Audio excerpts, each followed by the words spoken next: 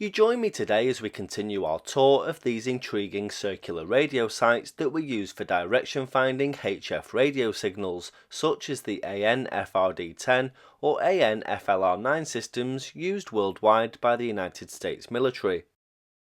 The Krug or Krug array, Krug being Russian for circle or wheel, is the Soviet answer to the huge antennas I've covered in my previous two videos.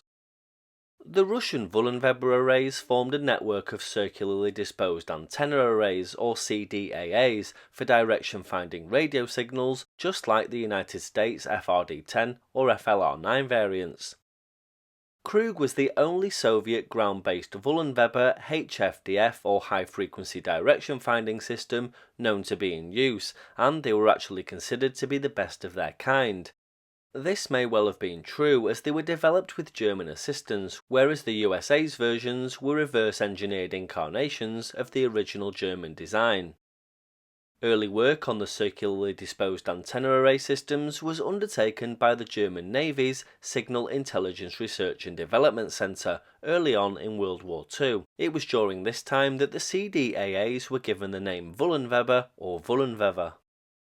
There were several different kinds of Soviet CDAAs, and we'll be taking a look at them as we continue this series. The first kind were known to NATO as Krug arrays, Krug being a NATO reporting name similar to those given to Russian or Soviet aircraft. Russia applied the term Krug to all CDAAs, but the Western use of the name refers only to the very large arrays, 200 to 300 meters in diameter, with a vertical screen about 105 meters in diameter, surrounded by 40 large antenna towers. There were only 31 Krugs ever constructed, and one array was a whole kilometer in diameter. The GRU's network of DF stations was created in the early 1950s to track any radio traffic associated with aircraft carrying nuclear weapons. The arrays were designed to determine the direction from which a radio signal came from. Uniformly located on the 120-meter ring, the antennas didn't receive the signal front at the same time, but the equipment housed in the center of the antenna field compared these signals and determined the priority direction. By taking bearings from each station, the GRU was able to triangulate the location of the signal to quite a high degree of accuracy. The antenna arrays resemble the classic Vullenweber design, with different rings constructed for different frequency ranges, and usually a one-story building to house receiving equipment in the center.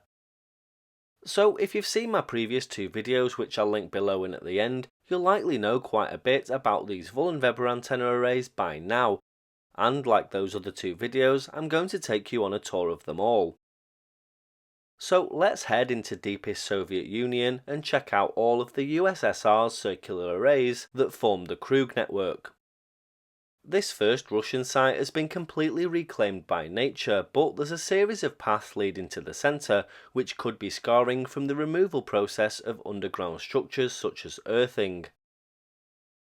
A couple of miles north is a visibly newer Russian site, and the second in this region. There's no trace of the antenna array today, but the central building remains in the centre of its footprint. Over to Turkmenistan, and there's no trace of this array left, but in 2002 you could clearly see it before its demolition in the early 2000s. Another Russian site now, but one that's managing to evade detection on Google Earth. This Krug array is still in remarkable condition according to recent imagery and could still be in use. Staying in Russia, and the first of two Krug sites in this region. This first one appears to be an early 2000s decommission which is slowly fading away.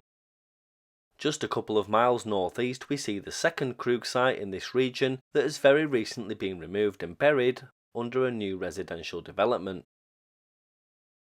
Heading over to Kazakhstan now, and this array appears to have survived up until at least 2019, which is remarkable. Unfortunately though, recent imagery shows that it's now been removed. Back to Russia, and three sites of varying condition, all just a few short miles away from each other. This one was demolished sometime between 2002 and 2005, with barely any trace remaining today. The second site just down the road appears to be in great condition, so much so that I wonder if some of these sites are still in use. And a third location in this region, again just up the road, appears to have gone long before the 2000s, with just a circular clearing and the ruins of a building remaining. The ones that disappeared before 2000 may have been removed shortly after the collapse of the Soviet Union. Another Russian site now, and this one appears to have lost its Fullenweber many decades ago, but is today home to a large radio mast on the site. What it's for though, I'm not sure. Over to the Moscow region, and a site that still appears to be a military establishment. The antenna array disappeared many years ago, but the circle in the ground is still clearly visible. Moving over just to the north of the city of Moscow, and I wonder if the occupants of this house realise what their home is sat on. This one appears to be an early 2000s decommission that's gone without trace. Further north, but staying in Russia, we come to a site that still looks intact, and another one which makes me question whether or not the Krug system, or a reincarnation of it, is still in use. Another Russian early 2000s closure now, with a circular building different to the ones we've seen so far. Again, now only the circle clearing in the trees is the only clue of what sat on this site in days gone by. Heading into former Soviet Ukraine, and we come to the first of two in this region. This Krug site appears to have been removed in around 2013, so another recent closure. If we move a couple of miles north, we come to a second site which looks intact, but upon further inspection you can see some of the towers of the outer ring have collapsed. This damage only seems to have appeared in around 2013, so maybe this site closed at the same time as the other one. Back to Russia again, and another site that's in excellent condition. This one sits close to some sort of military communications base, so I'd suspect that this one is still used. Now we come to another Russian pair in close proximity to each other, and one that seems to have disappeared very quickly at the end of the 2010s. Recent works appear to have outlined the circle foundation more clearly, but I'm not sure why. The second site, just up the road, still retains its control building, but this array appears to have been removed before the 2000s, and the ground it sat on repurposed for civilian use. Moving back over to the Moscow region, and another Russian pair in close proximity to each other.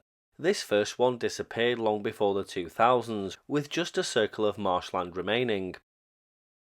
Heading southeast, we come to the second one in the region that, despite being removed before the 2000s, appears to have had a baby. What this secondary site is, I can't be sure. Either way, it's long gone.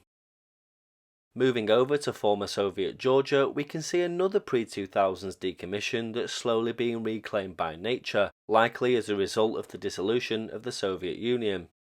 And this one in Azerbaijan, presumably another one to close at the end of the Soviet Union, has completely disappeared too.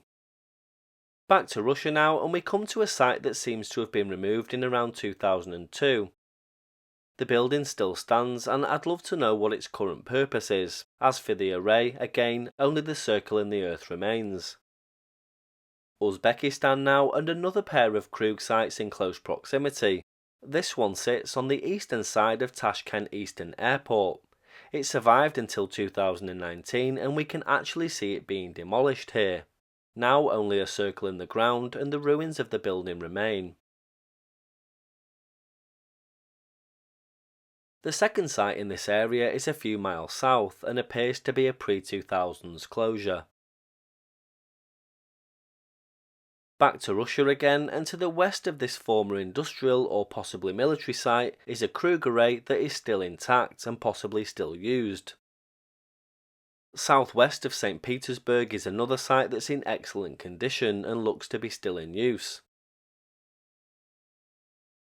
And here's another Russian site that also looks to still be in use.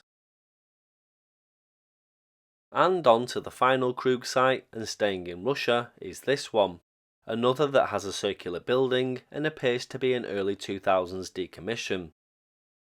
So that's a whistle-stop tour of all 31 Krug sites in Russia and former Soviet countries. Join me in the next instalment as we take another tour of some other interesting circle antenna sites that enabled the Soviet Union to have ears on the world.